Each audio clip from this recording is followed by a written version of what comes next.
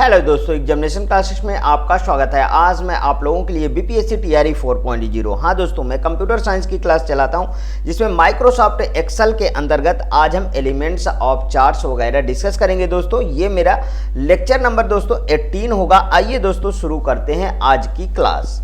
MS Excel से संबंधित कुछ मुख्य टर्म है। पहले छोटे छोटे टर्म को दोस्तों जान लेते हैं, जैसे वर्कबुक वगैरह जान लेते हैं, सेल एड्रेस वगैरह। ठीक है, वर्कबुक देखिए, माइक्रोसॉफ्ट एक्सेल में एक फाइल या डॉक्यूमेंट्स को क्या कहते हैं दोस्तों? वर्कबुक कहते हैं। समझ में आया? एक फाइल या डॉक्यूमेंट्स को दोस्तों वर्कबुक कहते हैं। इसमें एक या एक से अधिक वर्कशीट का संग्रह होता है और वैकल्पिक रूप से इसमें वर्कशीट डेटा के ग्राफिक्स वाली चार्ट शीट भी इसमें रहती है। वर्कशीट रो और कॉलम, मतलब रो और कॉलम, ये होता है दोस्तों रो। और देखिए यहाँ पे समझा देता हूँ बार बार इसको, जो है जिससे आपके दिमाग में फिट रहे। खैर हम जितनी भी वीडियो है सब में ये चीज़ें मैं बता रखा हूँ। देखिए ये है आपके पास शीट, इसमें ऐसे ऐसे ये वाले को क्या कहते हैं दोस्तों? ये वाले रो होते हैं और ये वाले दोस्तों कॉलम होते हैं। समझ में आया? ये होंगे दोस्तों कॉलम। समझ में आया इतना? अब आगे चलते हैं। रो और कॉलम के ग्रिड में बटा होता है। जहां रो और कॉलम एक दूसरे को आपस में काटते हैं उसे क्या कहते हैं दोस्तों? सेल कहते हैं। समझ में आया? सेल एड्रेस क्या है? सेल एड्रेस दो भागों में बना होता है। ठीक है, कॉलम नाम और रो नंबर। कॉलम नाम और रो नंबर, जैसे कि मैं A3 लिख दूं तो इसके प्रीवियस में भी बता चुका हूं दोस्तों। कॉलम ABCD ऐसे चलेगा। रो क्या होगा? 1 2 3 4। तो देखिए पहले आया कॉलम और फिर क्या आया दोस्तों? रो आया। समझ में आया? तो वही कह रहा, कॉलम नाम और रो नंबर जैसे मान से हम तीसरे और पांचवें कॉलम में जाना चाहते हैं तो उस सेल का एड्रेस जैसे E3 लिख दिए हम। जैसे यहां पे हम जाना चाहते हैं, यहां पे देखिए हमें यहां जाना है तीसरे कॉलम पे तीसरे रो पे, तो यहां पे क्या हो जाएगा? C3 हमने लिख दिया। समझ में आया? यहां पे पांचवें कॉलम पे तीसरे रो पे जाना था तो ये E3 लिख दिया था। समझ में आया? जाहिर है कि तीसरी रो और नंबर तीसरा रो नंबर 3 है और पांचवा कॉलम नंबर E है। समझ में आया? आगे देखिए दोस्तों, फार्मूला बॉक्स को पुनर्गठित करना। एक सेल में टेक्स्ट की बड़ी मात्रा को देखने और एडिट करने के लिए हम फार्मूला बॉक्स की साइज को संतुलित कर सकते हैं। बिल्कुल सही दोस्तों। फार्मूला बॉक्स की ऊंचाई को संतुलित करने के लिए माउस को फार्मूला बॉक्स के निचले हिस्से पर मूव करें जब तक कर्सर क्षैतिज रूप से दो सिरे वाले एरो के पॉइंट में ना बदल जाए और फिर इसे माउस से ड्रैग करके इच्छानुसार स्थान पर ले जा सकते हैं। समझ में आया? अब देखिए फाइल को सेव करना। फाइल को सेव करना तो आप जानते ही हैं। ठीक है, फाइल को सेव करना दोस्तों दो तरीके से। एक, पहले से आपको सेव है तो फाइल किस में जाएगी? सेव में। एक होता है सेव एज, जो नए फाइल को सेव करने के लिए होता है, तो आप इस पे दबाएंगे। ठीक है, यही लिखा है। देखिए सारा डेटा एंटर हो जाने पर हमें उस फाइल को सेव करना आवश्यक होता है। फाइल सेव करने के लिए फाइल मेनू पर क्लिक करके सेव एज सिलेक्ट करते हैं। ठीक है, फाइल सेव लेबल के सामने बॉक्स में फाइल नाम कंप्यूटर 1 टाइप करके सेव बटन पर क्लिक करेंगे। हमारी फाइल एक्सटेंशन देखिए, जो एक्सेल का एक्सटेंशन है, पहले एक्सेल का XLSX था, अब दोस्तों इसका एक्सटेंशन के साथ बन गया है वो पहले .XLSX था, अब .XLSX था। यहां यस छूट गया था दोस्तों, इसको लिख लेना। ठीक है, समझ में आया? तो मतलब कि कहने का XLSX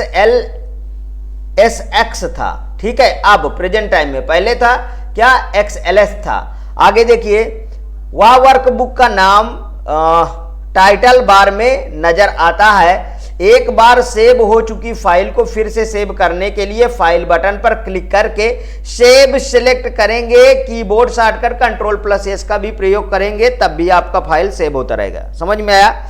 सेल क्या है दोस्तों? इनमें लेबल, फार्मूले, फंक्शन शामिल होते हैं। सेल की सामग्री में रो और कॉलम के द्वारा प्रदर्शित किया जाता है। मतलब एक छोटा बॉक्स जो रो और कॉलम से कट के आता है उसे क्या बोलते हैं दोस्तों? सेल बोलते हैं। फार्मूला बार, बहुत बार एक क्वेश्चन वेरी मोस्ट इंपॉर्टेंट है दोस्तों, इसको हम इक्वल से स्टार्ट करेंगे, यही इसमें लिखा है। देखिए, फार्मूला और कुछ नहीं, बस वर्कशीट में रखे गए डेटा की गणना करने वाला वर्णन होता है। एक्सेल में फार्मूला हमेशा इक्वल से शुरू होता है। वेरी मोस्ट इंपॉर्टेंट है दोस्तों, ये बहुत बार क्वेश्चन पूछा गया। अर्थमेटिक कार्य जैसे जोड़, घटाव, गुणा, भाग, प्रतिशत, घातांकी कार्य के लिए प्लस, माइनस, गुणा, भाग, परसेंटेज और ये वाला कैप बटन याद है, कैप का उपयोग किया जाता है। व्हाइट इन एनालिसिस का मतलब क्या है? यदि हम अपनी स्प्रेडशीट में एक से अधिक संख्याओं को बदलना चाहते हैं तो सभी संबंधित फार्मूले स्वतः पुनः गणना कर लेते हैं। इसलिए हम किसी सेल में वैल्यू को बदल सकते हैं और इसका प्रभाव संबंधित सेल में देख सकते हैं। इस प्रक्रिया को क्या कहते हैं? व्हाइट इन एनालिसिस कहते हैं। समझ में आया? रिलेटिव सेल रिफरेंसिंग क्या है दोस्तों? सेल में रखे गए फार्मूले की स्थिति के अनुसार रो का नंबर भी बदल जाता है। इस प्रक्रिया को हम रिलेटिव सेल रिफरेंसिंग कहते हैं। फंक्शन क्या है? फंक्शन पूर्वलिखित फार्मूले होते हैं जिसमें स्वतः गणना का कार्य होता है। स्टाइल और थीम क्या है? स्टाइल और थीम का उपयोग करके हम अपनी स्प्रेडशीट को अधिक उपयोगी और व्यावसायिक स्वरूप दे सकते हैं। स्टाइल एक अकेली डिजाइन होती है जो डॉक्यूमेंट्स के विभिन्न भागों में लागू की जा सकती है। होम टैब पर स्टाइल ग्रुप में सेल स्टाइल के सिलेक्शन द्वारा पूर्व स्टाइल की श्रेणियों में से आप कोई स्टाइल चुन सकते हैं। थीम विश्वव्यापी डिजाइन होती है दोस्तों, जिसमें सभी स्टाइल एक समान होती है। थीम में कलर पैलेट, फॉन्ट सेट और इफेक्ट शामिल होते हैं। आप पेज लेआउट टैब पर थीम ग्रुप में थीम सेलेक्ट करके थीम गैलरी तक पहुंच सकते हैं। अब देखिए, हेडिंग के फॉन्ट साइज को बदलना, सेल A1 को सेलेक्ट करके होम टैब पर फॉन्ट लिस्ट पर क्लिक करेंगे तो फॉन्ट की सूची प्रदर्शित होती है। जैसे बोरोनी MT ब्लैक को सिलेक्ट करें, फॉन्ट साइज लिस्ट पर क्लिक करके 14 सिलेक्ट करें, हेडिंग का फॉन्ट और फॉन्ट साइज बदल जाता है। फॉन्ट कलर बदलना दोस्तों, देखिए फॉन्ट कलर तो आपको जानते हैं, फॉन्ट कलर वगैरह बदल लेंगे, इसमें इतना ज़्यादा दिक्कत नहीं है। हाईलाइट देखिए दोस्तों, हाईलाइट क्या है? जैसे हमें B2 से E3 को सिलेक्ट करें और होम टैब पे फॉन्ट ग्रुप में जाएं और कलर पर क्लिक कर दे, हाईलाइट हो जाएगा। रो इंसर्ट करना, ये बढ़िया है दोस्तों, इसको आप समझिए। रो के बाईं तरफ क्लिक करें, राइट क्लिक करके इंसर्ट सिलेक्ट करें, एक रो इंसर्ट हो जाएगी। कई सारी रो इंसर्ट करने के लिए रो के समान संख्या को सिलेक्ट करें। अच्छा, डेट फॉर्मेटिंग कैसे होती है इसको समझ लीजिए। डेट फॉर्मेटिंग को बदलने के लिए सेल B2 में राइट क्लिक करेंगे और फॉर्मेट सेल सिलेक्ट करेंगे। फॉर्मेट सेल विंडो नजर आएगा, नंबर टैब पर क्लिक करेंगे, कैटेगरी सूची से डेट सिलेक्ट करके 22 फरवरी 2023 के रूप में टाइप सिलेक्ट करें और सैंपल बॉक्स में फॉर्मेट का नमूना दिखाई पड़ता है, ओके पर क्लिक करेंगे। ठीक है, समझ में आया? आगे देखिए, ये चीजें दोस्तों आप प्लीज जो भी है आपके पास लैपटॉप, डेस्कटॉप, ठीक है, उनमें थोड़ा करके देखिए, तभी ये सब चीजें क्लियर होगी। अब आप जानते हैं कि हम दोस्तों कोई बैच बनाते हैं, ठीक है, तो उसका अगर हम शुरू करते हैं तो उसमें इतना डिटेल से नहीं जा सकते, क्योंकि दोस्तों वो एक सिलेबस कवर करने की पूरी जिम्मेदारी होती है, तो उस हिसाब से पढ़ाना पड़ता है, ज़्यादा से ज़्यादा मटेरियल दे सके और आपके वहाँ पर क्वेश्चन हो सकें, क्योंकि अगर प्रैक्टिकल पे आ जाएंगे तो फिर प्रैक्टिकल ही करवाते रहेंगे, फिर पूरा सिलेबस कवर नहीं हो पाएगा, ये आप जानते हैं, ठीक है। अब देखिए दोस्तों, वर्कशीट को प्रिंट करना, फाइल बटन पर क्लिक करके प्रिंट सिलेक्ट करेंगे या कीबोर्ड शॉर्टकट Ctrl+P का उपयोग करेंगे। नेम के सामने की सूची को प्रिंटर का नाम सिलेक्ट करेंगे और प्रिंट रेंज के अंदर 1 to 1 के रूप में पेजेज फॉर्म एंटर करें। फिर प्रिंट व्हाइट के अंतर्गत एक्टिव शीट सिलेक्ट करके ओके पर क्लिक करेंगे। अब चार्ट देखिए दोस्तों, चार्ट डेटा को चित्रित स्वरूप प्रदान करता है, सूचना को आसानी से समझने और आकर्षक रूप में पेश करने का अच्छा तरीका होता है दोस्तों चार्ट। माइक्रोसॉफ्ट एक्सेल में चार्ट के विभिन्न प्रकार जैसे column chart, line chart, bar chart, area chart, double chart के अलावा कई चार्ट मौजूद होती है, अपनी जरूरत के अनुसार आप सिलेक्ट कर सकते हैं। अब आ जाइए दोस्तों, एलिमेंट्स ऑफ चार्ट है, चार्ट के एलिमेंट्स कौन कौन से हैं उनको समझते हैं। देखिए, चार्ट एरिया किसी चार्ट को बनाने में प्रयोग किया गया कुल क्षेत्र चार्ट एरिया होता है, ठीक है। अब आ जाइए प्लॉट एरिया, वह क्षेत्रफल जिसमें डाटा को चार्ट के रूप में प्रदर्शित करते हैं वह प्लॉट एरिया होता है, जैसे 2D चार्ट, 3D चार्ट, ठीक है, वॉल फ्लोर, ये सब आते हैं। चार्ट शीर्षक क्या है दोस्तों, चार्ट टाइटल में देखिए, चार्ट में दोनों अक्षों x और y के शीर्षक होते हैं। इसमें हमें पता चलता है कि चार्ट हमें क्या दिखाना चाहता और उसके अक्षों के मानों को क्या अर्थ है, जैसे x अक्ष, y एक्सिस, ये सब जानते हैं, ठीक है, तो ये सब आप देख लीजिएगा। डेटा सीरीज देखिए, डेटा श्रेणियां उन सभी मानों की सूची है जिनको हम चार्ट में दिखाना चाहते हैं। ग्रिड लाइनें क्या है, ये कुछ बैकग्राउंड लाइनें होती हैं जिनमें हमें प्रत्येक डेटा श्रेणी के मानों को स्तर पता चलता है। ग्रिड लाइनें दो प्रकार की होती है, एक मेजर होती है, एक माइनर होती है। मेजर क्या कहते हैं मुख्य, माइनर क्या कहते हैं गौड़। मुख्य ग्रिड लाइनें मुख्य स्तरों को दिखाती हैं, जबकि गौड़ लाइनें छोटे स्तरों को दिखाती हैं, ठीक है। एक्स अक्ष की ग्रिड लाइनें वर्टिकल होती हैं और वाई की ग्रिड लाइनें हॉरिजॉन्टल होती हैं, आप जानते हैं, ठीक है। लेजेंड्स क्या है, ये हमें चार्ट में उपयोग किए गए विभिन्न प्रकार के कॉलमों, रेखाओं और बिंदुओं, रंगों का अर्थ बताते हैं दोस्तों, उसको कहते हैं लेजेंड। डाटा लेबल क्या है, ये डाटा श्रेणी के वास्तविक मान होते हैं जो चार्ट में उस मान को व्यक्त करने वाले कॉलम, रेखा चिन्ह के पास ही दिखाए जाते हैं। आगे देखिए, डाटा टेबल, यह एक साधारण सारणी होती है जिसमें सभी डेटा श्रेणियों के मान दिखाए जाते हैं। यह सारणी चार्ट में किसी कोने पर दिखाई जा सकती है।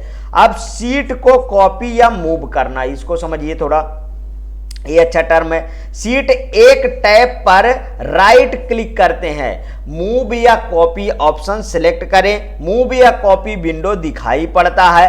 हम दूसरी वर्कबुक के लिए एक शीट की कॉपी कर सकते हैं। टू बुक सूची में जिस शीट को मूव करना चाहते हैं उस बुक को सिलेक्ट करेंगे। इसे इंसर्ट करने से पहले हम शीट को भी सिलेक्ट कर सकते हैं। बिफोर शीट सूची से शीट सिलेक्ट करें। शीट को कॉपी करने के लिए क्रिएट या कॉपी चेकबॉक्स में क्लिक करते हैं। हम माउस से भी शीट को कॉपी या मूव कर सकते हैं। शीट को नाम देना, जब हमारे पास कई सारी शीट हो तो प्रत्येक शीट में कौन सा डेटा स्टोर है यह याद रखना काफ़ी कठिन होता है। हम अपने विचार से बिना शीट को खोलें, शीट में स्टोर डेटा के अनुरूप क्रमानुसार शीट को नाम दे सकते हैं, ठीक है। शीट के नाम पर डबल क्लिक करते हैं, नाम हाईलाइट हो जाएगा। सामान्यतः नया नाम टाइप करते हैं तो शीट का नाम बदल जाता है। ऑटोफिल देखिए, ऑटोफिल माइक्रोसॉफ्ट एक्सेल का एक फीचर है जो लॉजिकली रिपीटिंग के द्वारा हेडिंग श्रेणी को एंटर एंटर करने की प्रक्रिया को आसान बनाता है और श्रेणी को विस्तारित करता है। ऑटोफिल हमको वर्णन के अनुसार डेटा की पहचान करता है और स्वतः इसे विस्तारित और अल्फा न्यूमेरिक हेडिंग तैयार करता है। समझ में आया दोस्तों?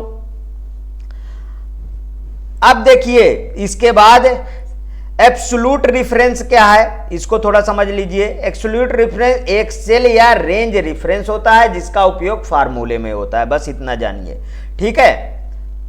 अब यहां देखिए रिफरेंसिंग मल्टीपल, रिफरेंसिंग डेटा के लिए जब हम एक से अधिक सीट पर काम करते हैं तो यह रिफरेंसिंग मल्टीपल सीट कहलाती है। जैसे A1 में सीट 1 की वैल्यू 100 है और सेल A2 में सीट 2 की वैल्यू 200 है। जब सीट 3 पर जाते हैं तो सेल A1 में सीट, देखिए ये एक्सक्लेमेशन और A1 प्लस सीट 2A1 लिखकर एंटर करें, हम देख सकते हैं कि अन्य दो सीटों पर संख्या को योग यहां प्रदर्शित हो गया है। इसलिए सीट एक्सक्लेमेशन A1 का तात्पर्य सीट 1 पर सेल A1। अब ये दोस्तों आपको करके ही समझना है, तभी ये चीजें समझ में आती है। स्प्लिटिंग पेन क्या है? हम विंडो को क्षैतिज या लंबे दोनों तरीके से स्प्लिट कर सकते हैं दोस्तों। अब देखिए गोल सीख क्या है? माइक्रोसॉफ्ट एक्सेल का यह फीचर डेटा का विश्लेषण करना है। विश्लेषण के दौरान अक्सर हमको वर्कशीट में एक्सेल किए गए फैक्टर्स के इफेक्ट नजर आते हैं। यदि हम किसी फार्मूले से मिलने वाले परिणाम को जानते हैं लेकिन परिणाम को देने के लिए फार्मूले के इनपुट वैल्यू को नहीं जानते तो हम गोल सीक फीचर का उपयोग कर सकते हैं। इस विधि के जरिए हम वैल्यू का पुनर्नुमान कर सकते हैं। अब टेस्ट एंट्री क्या है? यह वर्कशीट में मात्रा को एक अर्थ देते हैं। रो पर लेबल करके विभिन्न विक्रय एवं खर्च की सामग्रियों को पहचाना जाता है। कॉलम पर महीनों को दर्शाने के लिए लेबल किया जाता है। पेज ओरिएंटेशन तो आप जानते हैं एक पोर्ट्रेट होता है दोस्तों, बता चुका हूं इसके पहले जब वर्डपैड पढ़ा था। एक लैंडस्केप होता है, ठीक है। लैंडस्केप हॉरिजॉन्टली होता है, पोर्ट्रेट खड़ा होता है। वर्कशीट पर व्यवस्थित करना कैसे करेंगे? हम किसी कार्य को चाहे जितनी सावधानी से या पहले से योजना बनाकर प्रारंभ क्यों न करें, बीच बीच में हमें सुधार करने की आवश्यकता पड़ती है। एक्सेल में वर्कशीट में भी हमें कई प्रकार के सुधार करने पड़ते हैं, जैसे बीच में अतिरिक्त कॉलम जोड़ना, रो जोड़ना, ये सब होता है, ठीक है। कट कॉपी पेस्ट होता है। चलिए मूविंग सेलों को सरकाने का अर्थ है उन्हें चुनकर होम टैब के क्लिपबोर्ड भाग के कट आदेश से काटना और किसी दूसरी जगह उसे पेस्ट करना, वो है सेल को सरकाना। ये देखिए दोस्तों, यहां पे देख लीजिए ये टेबल दिखाई गई है, ठीक है, जिसमें नेम, हिंदी, इंग्लिश कौन कौन से हैं, ठीक है। अब इसमें देखिए अगर हम बहुत तरीके आगे हम जैसे जोड़ घटाना, गुणा भाग, एवरेज, ये सब निकाल के आपको इस तरीके के टेबल में हम दिखाएंगे। यहाँ पे देखिए जैसे हमें इसको सिलेक्ट करना है तो ये डायरेक्ट ऐसे आप माउस से इसको खींचते चले आइए, यहाँ पे सिलेक्ट होता चला जाएगा। समझ में आया? वर्कबुक में सेलों को सरकाना, इस तरीके आप इनको सरका सकते हैं, ठीक। ये चीजें इसमें दिखा दिया गया है। देखिए यहाँ पे हमारे वर्कबुक में यहाँ पे थी, हम इसको सरका के यहाँ लेके चले आए हैं, ठीक। अब दोस्तों यदि ये वीडियो आपको अच्छी लगी तो प्लीज़ और प्लीज़ मेरे एग्जामिनेशन चैनल को आप सब्सक्राइब कर लीजिए, मेरा वीडियो लाइक करिए, ज़्यादा से ज़्यादा दोस्तों में शेयर करिए। हाँ, अपनी प्रतिक्रिया कमेंट बॉक्स में ज़रूर प्रस्तुत कीजिए दोस्तों। आगे इसी तरीके के वीडियो आपको देखने को मिलते रहेंगे। ओके दोस्तों, थैंक यू।